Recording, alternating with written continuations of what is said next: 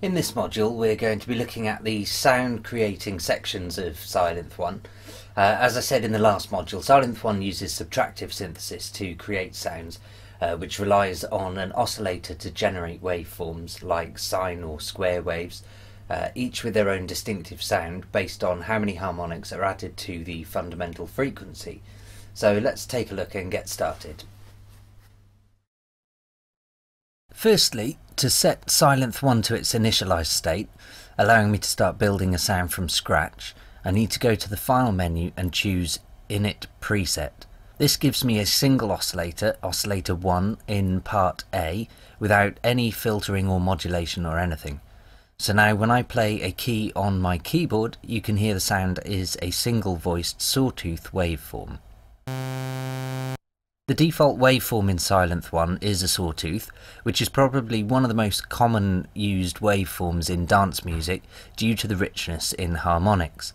However, by clicking on the waveform display here and dragging up or down, you can choose from a sine, a sawtooth, a triangle,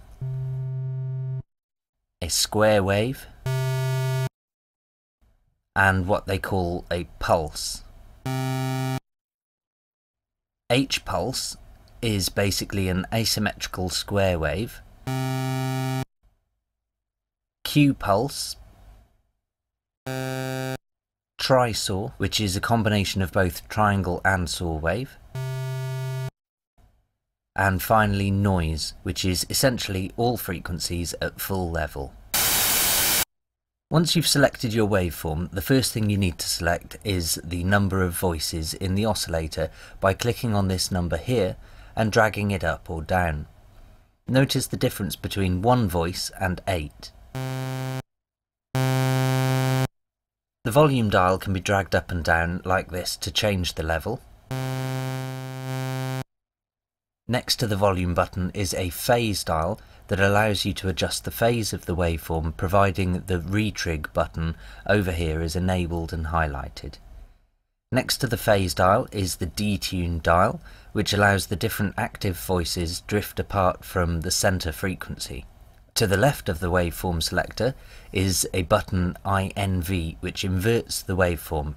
This will change a sawtooth into a reverse sawtooth waveform, although that won't have a great effect until there are multiple oscillators running at the same time, where the effect will be cross-phase harmonics.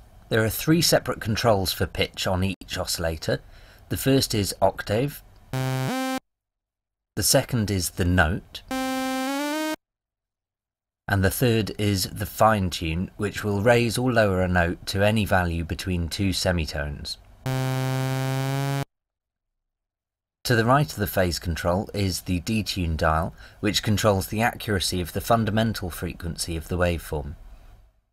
To the right of this is the stereo dial, which allows the phase of the left and right signal outputs to be separated, which gives the effect of widening the stereo balance of the output signal. The last button worth mentioning within the oscillator panel is the retrig button. By having this highlighted, all voices are forced to start at the exact same location in the waveform shape each and every time it's triggered. It's worth noting here that if you change the phase dial when this is enabled, it changes the starting point for all voices accordingly. The final components in the oscillator module are possibly the most important in any sound design, and that's the ADSR, which stands for Attack, Decay, Sustain and Release. The attack controls the length of time it takes for the signal to reach full volume like this. The decay controls the length of time it takes for the signal to reach the sustain level, which is the final output gain level, so by bringing the sustain down and a medium decay, it'll sound like this. And then finally the release controls the length of time the signal takes to reach 0 from the sustain level. So by giving this signal a medium release, it'll sound like this. So to give an example of what I've gone through so far, let's reset the synth by initializing it via the menu system here, and then let's choose a saw wave on the first oscillator, which is its default waveform, but let's give it 4 voices. Now let's choose another saw wave in the second oscillator and give it another 4 voices, giving it quite a thick sound. Now let's set a short attack time and a small sustain level. Now by giving it a fairly short decay time, it gives that stabbing texture. Now by slightly detuning each oscillator, the richness of the sound really starts to develop.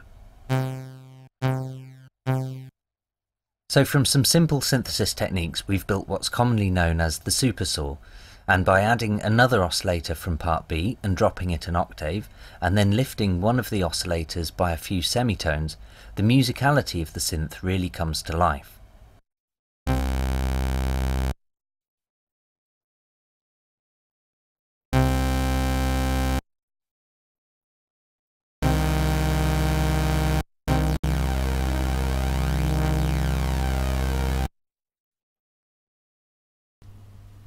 So hopefully that's given you a good understanding of the oscillators now.